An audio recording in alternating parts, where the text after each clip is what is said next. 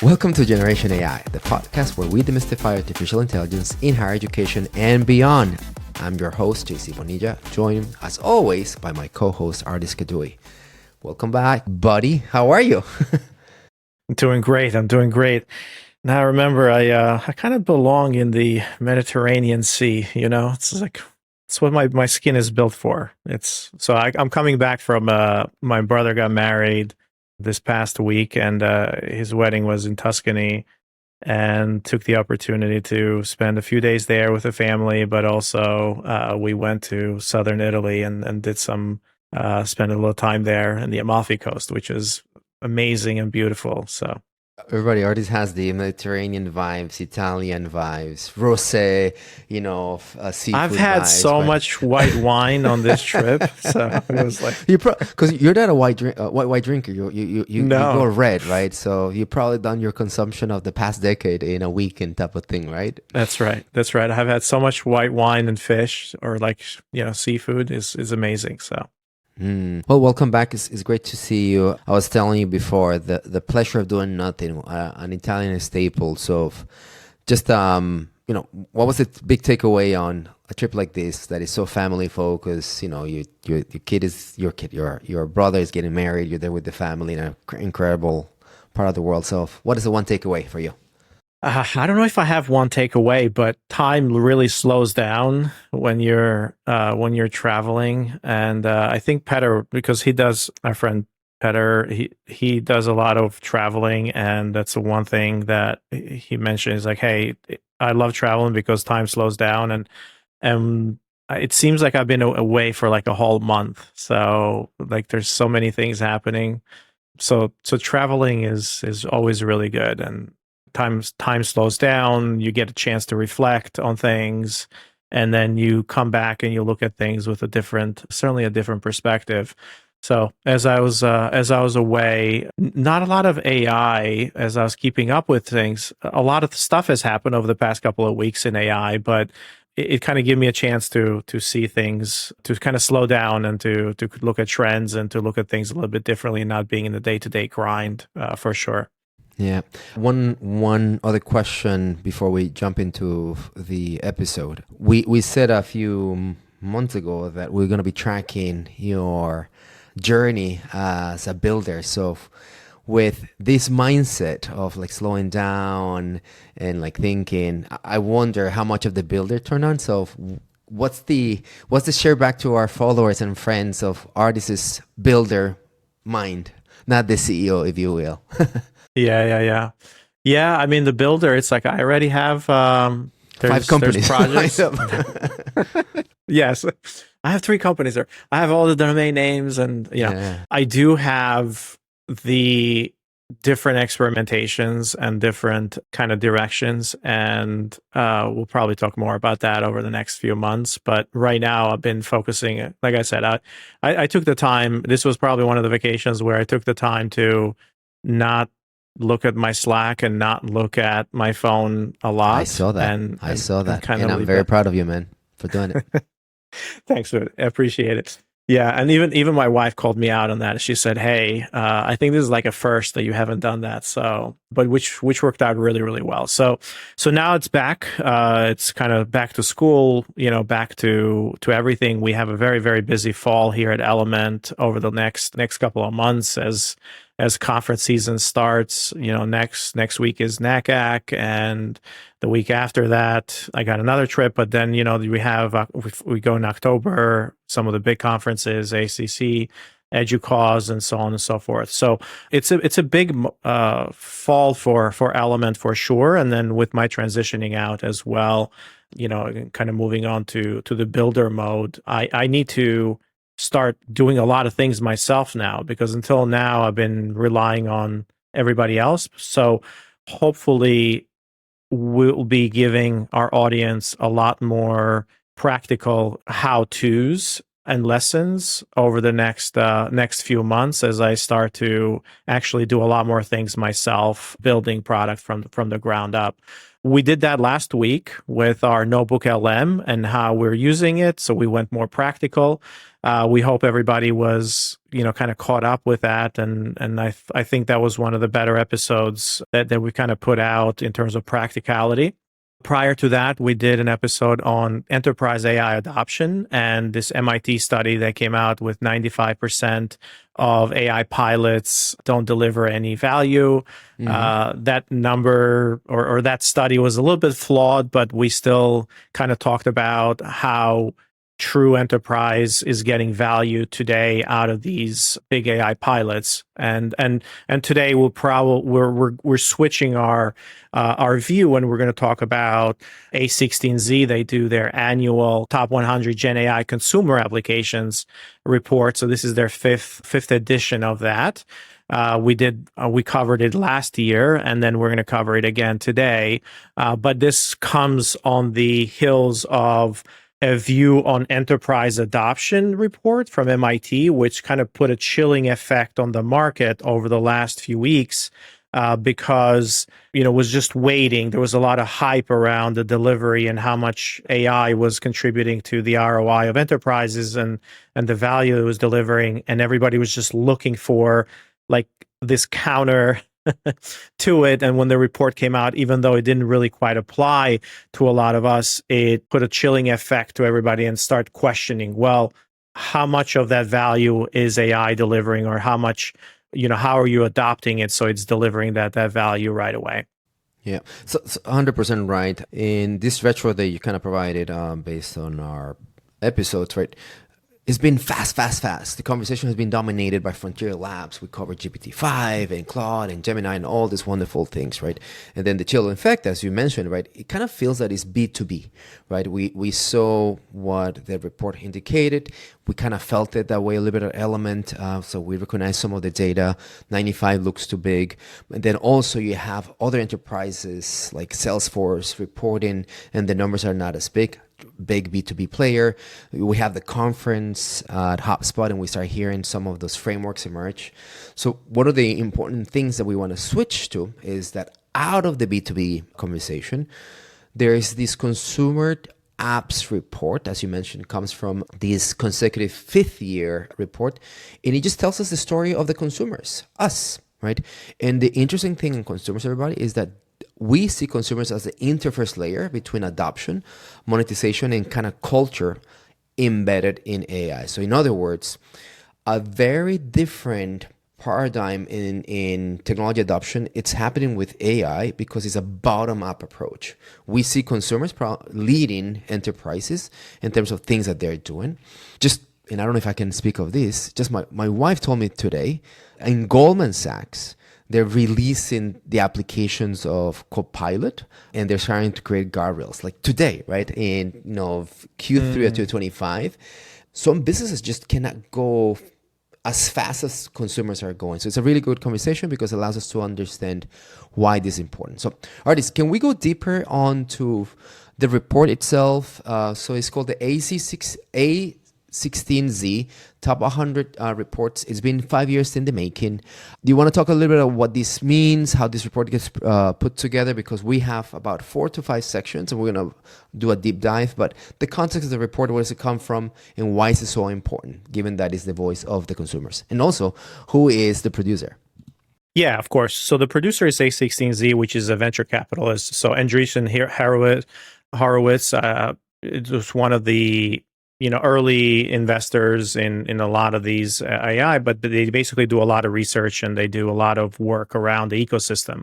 And they're big proponents of AI. So they've been doing this report now. This is the 5th edition, top 100 AI consumer apps. And it's really based on the monthly active users on mobile. So there's charts on active users, and they're also looking at web traffic to those sites as well, to certain properties. So it's really based on the traffic, and it's really based on the numbers.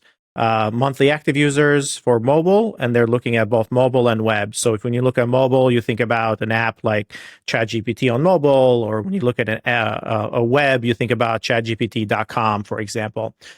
So they're looking at both of those numbers, and they are basically determining, hey, who has the largest traffic, and they're categorizing those different properties, and they're putting that list based on the top 100. Based on that. And of course, they kind of consolidate those lists and they group things together, and they have certain trends as part of that. So, and that's what we're going to be doing today. It's like we're going to be looking at this overview. We're going to be looking at kind of the trends of what's happening or overall in the ecosystem, and also how certain types of groups of apps are becoming more popular versus others. And we'll take a look at what has changed from last year to this year. Does that make sense? 100%. So everybody, the story here is not about who is the biggest, fastest, more powerful model, rather who has the growing user base, if you will, and the shifts that is taking place. The patterns that we saw, and we're going to have our episode around the all-stars, basically new companies that are emerging. There's a shift of sustainability. Obviously, Vibe coding emerges, and there's a really interesting conversation we're going to have about regional dynamics. In our prep for this, I told you that I basically fed the notes to Notebook LM debate mode, and it was fascinating how I actually picked on this, and it felt like a really China versus the world type of conversation. So we'll have all that. Let me turn a question to you. You read it. What was your part? Like the one takeaway that you're like, anything that came to mind for you?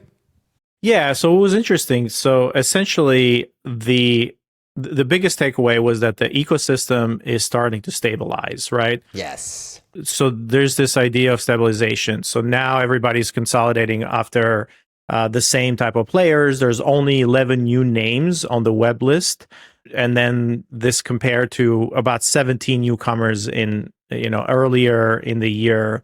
But basically, it signals a market maturity as winners are consolidating their positions.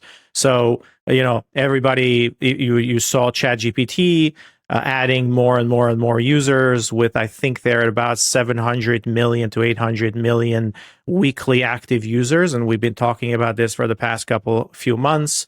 But this is the big thing. So there's a big maturity that's happening, and the winners are getting bigger and bigger, and everybody's consolidating around that. Ardis, and this is something that you know really well, someone who's got a lot of deep foundational work on web development, your companies and whatnot. So the report starts with a distinction between unique web visitors and active users, right? So let's just go there, because in a way, as you start seeing the differences, right? There's, for example, Grok showcases in the top 3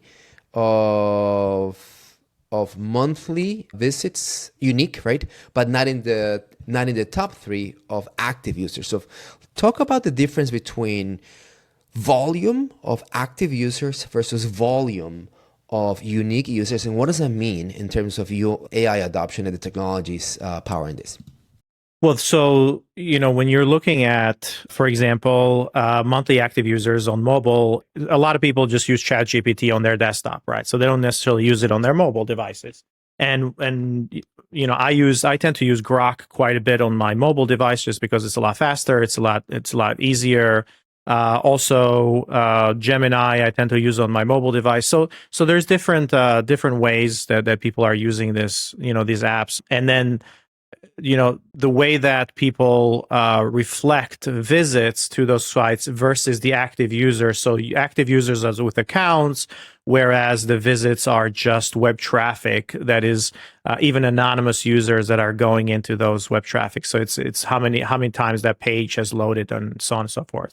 So the unique part is a little bit different. So they're looking at both of those based on traffic and also the active users on the devices on mobile.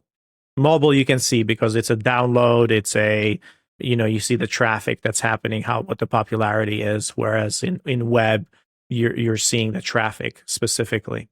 So the big catch here, or the big differentiation, right, as the report gets constructed, right, is you can be big on web, but you can be under-penetrated yet on mobile, or vice versa, right? So, but yep. Is it intentional, strategically speaking? So if I'm ChatGPT, I am all about using it on my phone and on my desktop. So if I'm using it at the same level, but to your point, right, why would you say that some users are not so heavy on Grok on their mobile? Is it because is it designed for a market that just doesn't benefit from these models? Does it connect to what we discussed before? Linear models that are kind of designed to live somewhere else as opposed to your phone. What can we just say about those differences from your point of view? Look, if you're using stuff on mobile, you're making basically you're deciding to download that app, and it's habit forming, right? Whereas if you're testing things out, you might just be going out on the web and might be trying things out separately. But I don't think that matters quite a bit now. I think if we get to talk about the themes that are happening, overall, I feel like we can give everybody some ideas of, hey, what's happening here? Like, what are the apps and what are people consolidating around? And the big one that I've seen from my side, based on this report, is that the general assistant wars is basically intensifying, right? Last year, we had ChatGPT and maybe Claude, and Gemini was pretty low, but ChatGPT still leads. However, Google, Grok, and Meta are narrowing that gap in the general assistant wars, right? And when we talk about general assistants, we mean which app do you go to get answers and to work with every day? And like we said, this year, Google, Grok, and Meta are kind of coming up. Google Gemini came in second place behind ChatGPT with approximately 12% of ChatGPT's visits on the web.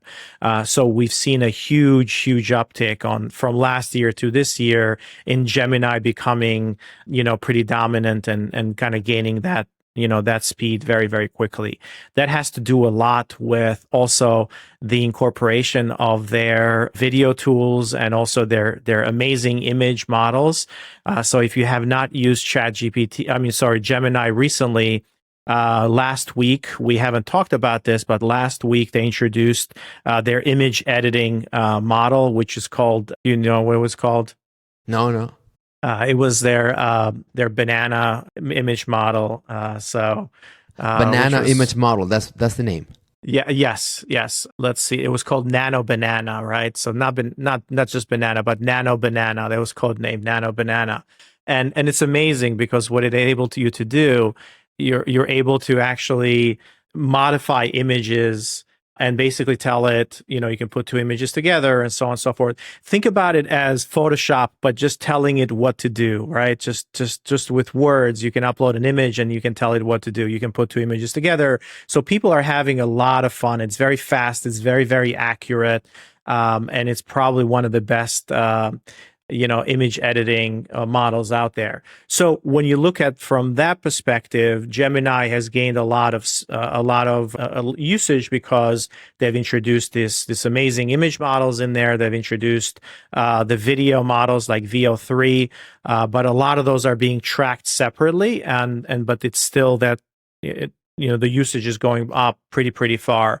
Also, Gemini has introduced, we've talked about this before, their 2.5 Pro and reasoning and so on and so forth. So Google has made a tremendous, speed for where they are today with Gemini. So Gemini has come a really long way for sure. So Google as a category product family, right? So enters strong, right?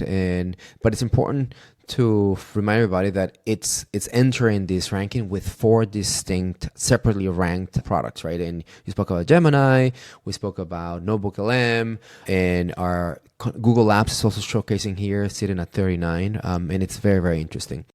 Yeah, Notebook LM is another really amazing product from Google, so it's on this list, and that has been growing up. Number 13, yeah. So we talked about Notebook LM last week, and it was, like we said, was one of our better episodes.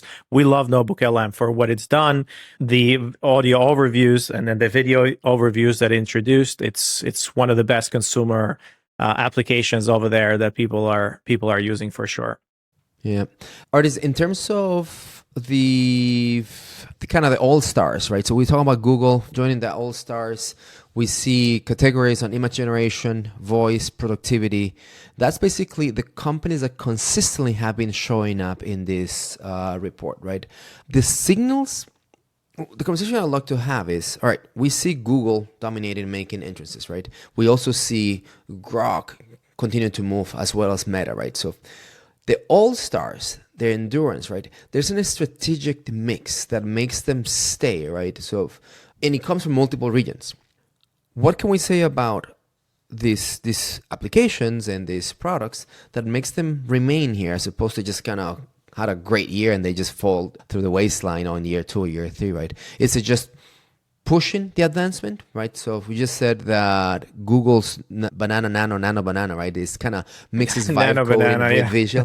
with visuals. So what do you think is happening in these products and technologies that allows them to remain all stars and endure these AI journeys for the past 5 years? Anything that you see, a pattern or anything like that?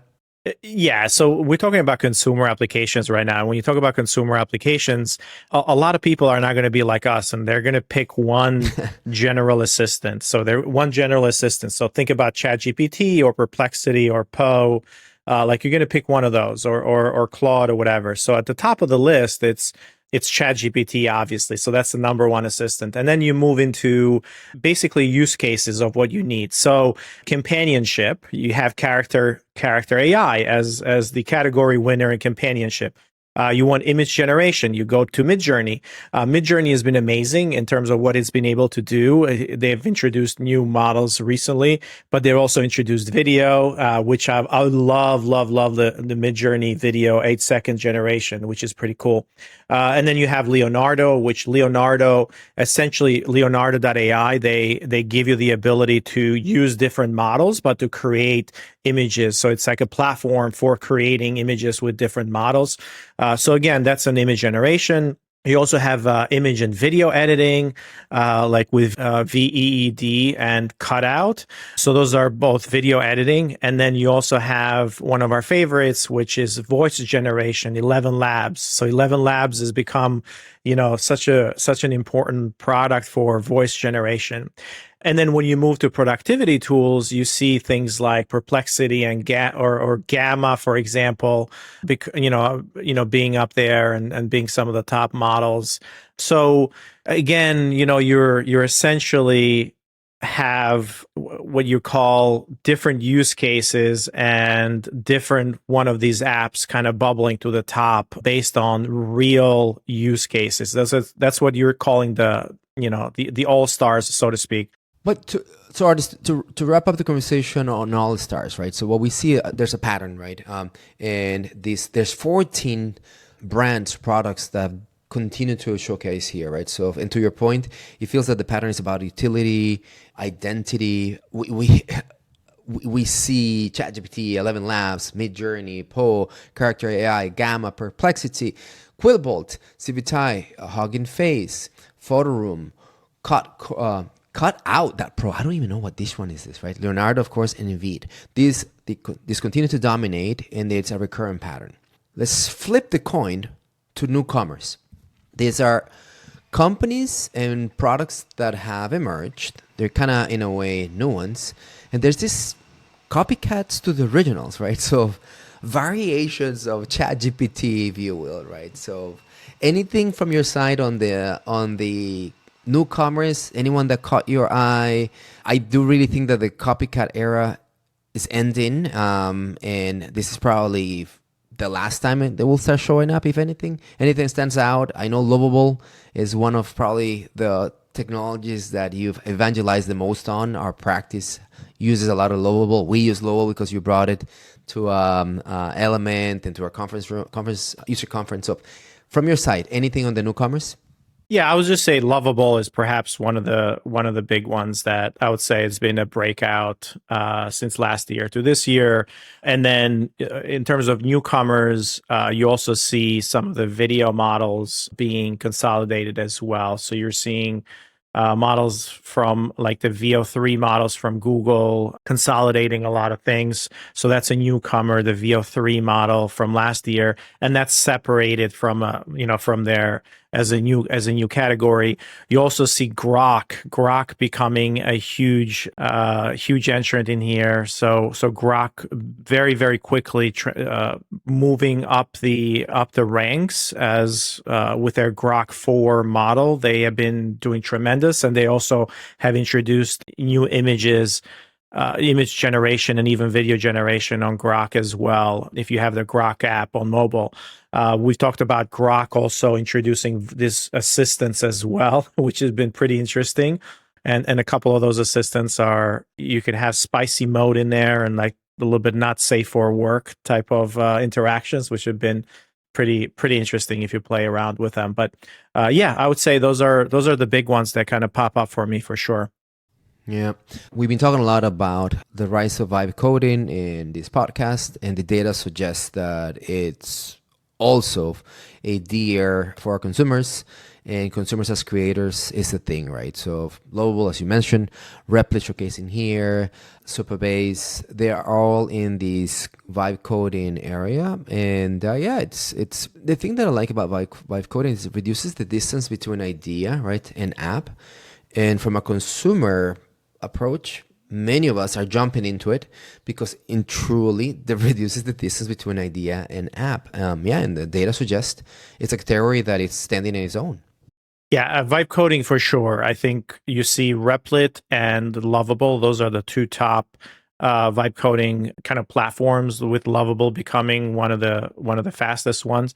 You also, obviously there's a whole bunch that were pretty interesting, like Bolt last year. That one has kind of dropped off a little bit, but we're not calling them vibe coding anymore because a lot of folks are using these platforms to do real work, and it's if it's LLM generation of code, we're calling it more agentic coding, right? So vibe coding has this notion that you just let the AI do whatever, and you can just vibe and mess around with it. It's much more advanced than that. So maybe that was the case maybe 6 months ago. Now we're calling it agentic coding because there's people who are working with Cursor or who are working with other apps that are not necessarily consumer apps, but you're seeing those come up as well, and it's called agentic coding. So the naming convention needs to be updated a little bit. Yeah, I like that a lot because personally I haven't seen that in my streams of information. The shift between vibe coding to agentic coding makes a lot of sense. My reaction to that, as I hear, is I like it.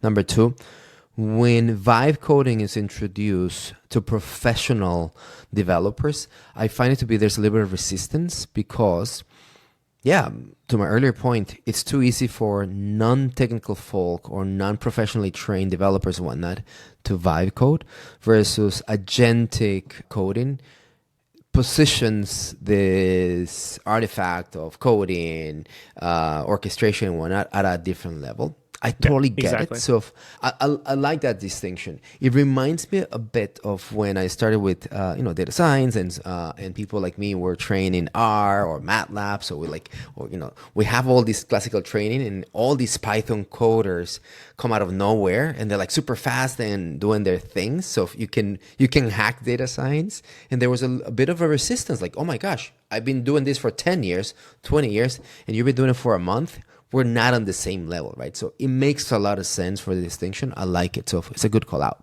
Yeah, when you think about the consumer apps, like if you're a consumer and you're building applications, you're using Lovable, and you're also, if you want a database or if you want a backend for that and you're building stuff, Lovable, you can connect it with what's called Superbase, which gives you kind of the storage. It gives you a lot of kind of hosting and all those pieces. So Lovable and Superbase have become really important if you want to build kind of apps for yourself or for other people as well. But these are two of the back end or vibe coding kind of platforms, or agentic coding, so to speak.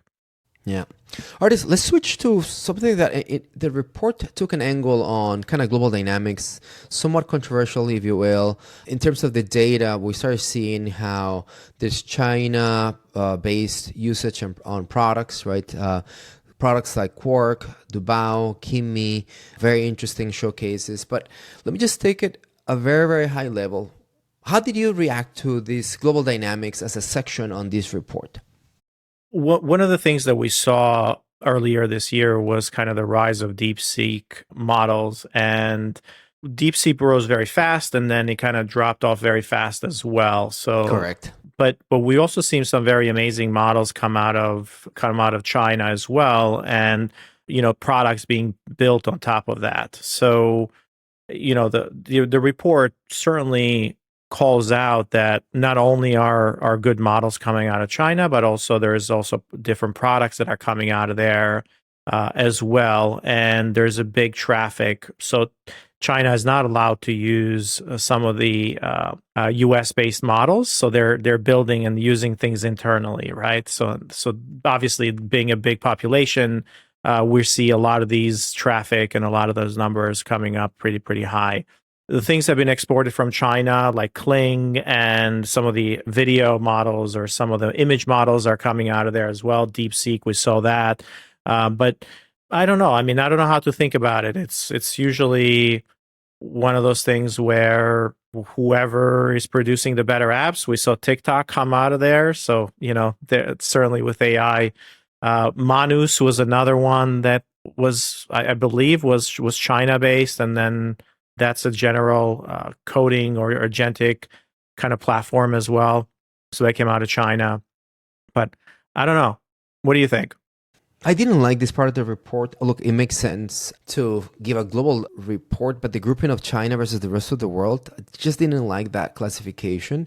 Obviously, Chinese technology deserves its space. We saw with the drop of DeepSeek how they were able to train with a totally different value proposition. So we think, right, that it was, more leaner, it required less computational power. So we think, right. But anyway, it was an interesting category. I love to see just this geographical spread, not only in the US, but also Europe there, right? So, there's a lot of French technology that dominates. So my particular take on this is AI, it's a world play in terms of technology and production and consumption. And yeah, the world map indicates that it kind of looks like, even in the report, when we subset the all-stars, you see a geographical spread, obviously in the US, kind of dominating that.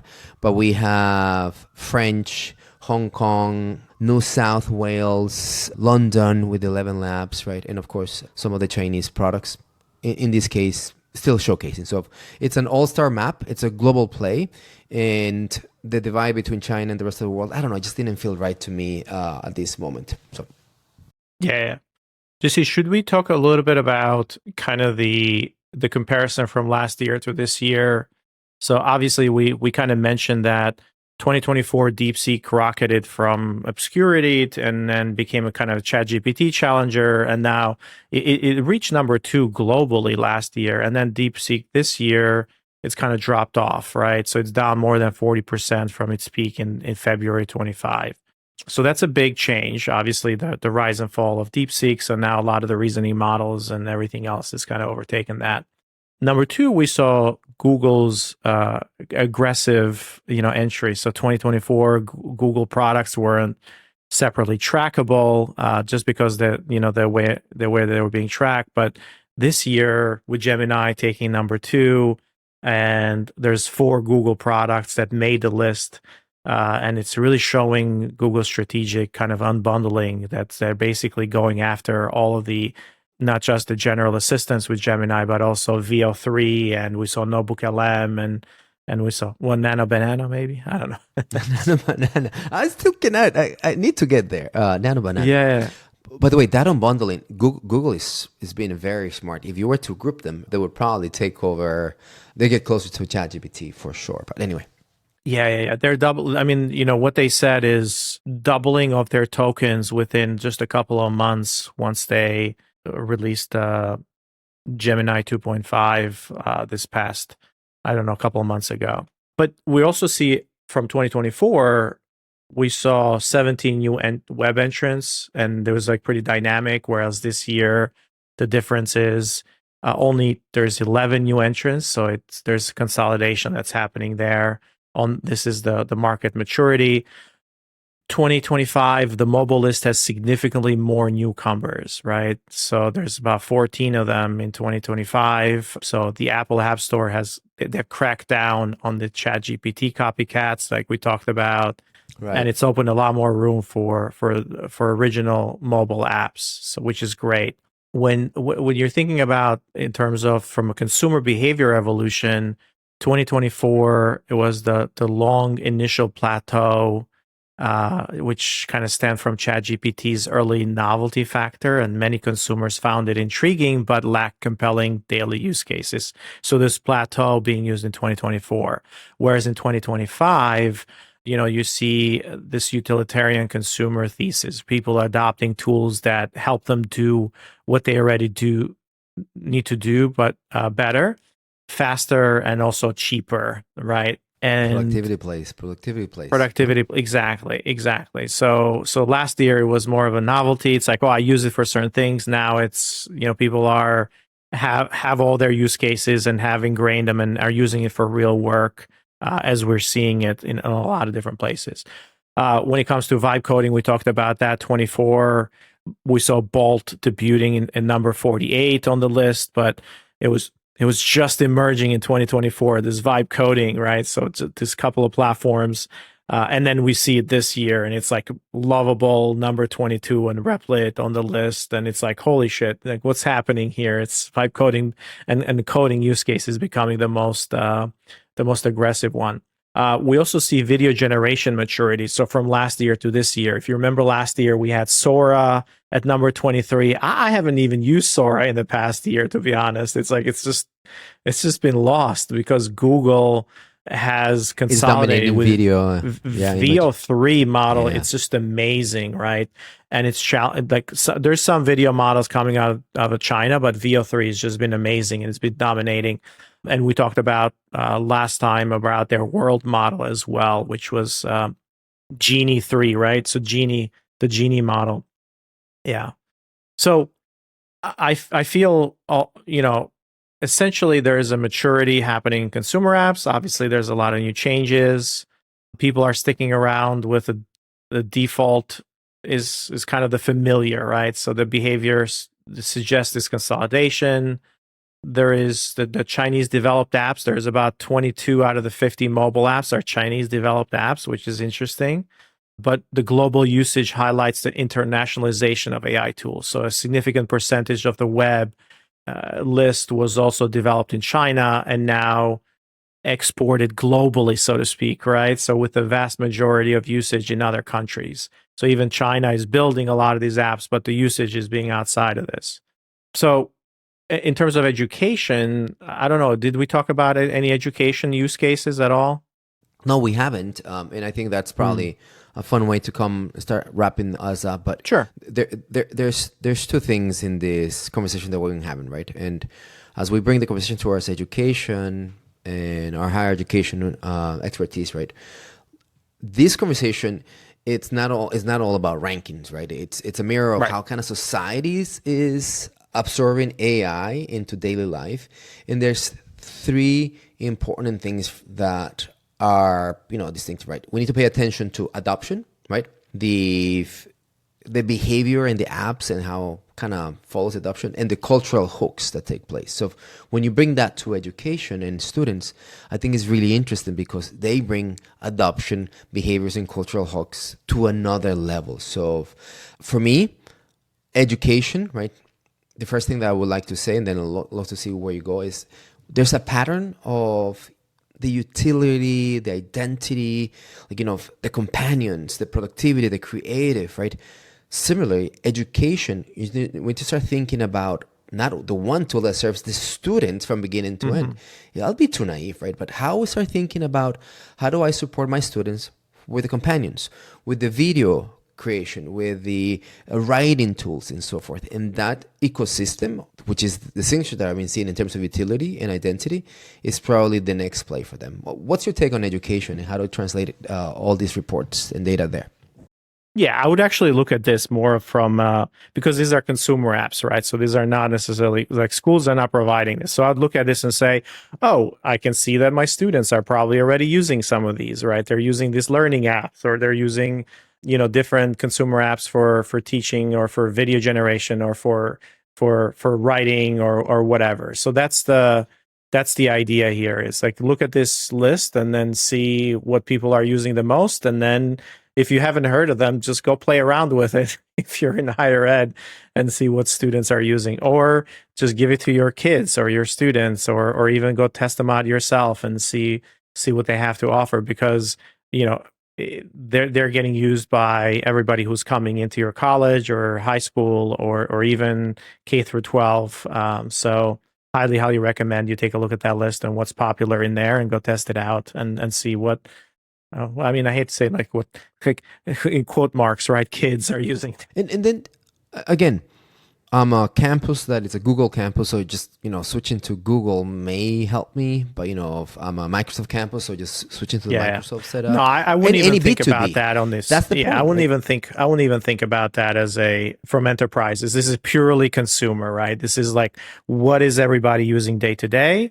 And if you're still not thinking about like what to give to your users, I don't know, that's a different question altogether. But this is more interesting for that solo user to go in and say, oh, okay, now I can go in and take a look at this list and try these things out for my different use cases and see which ones are more popular than others.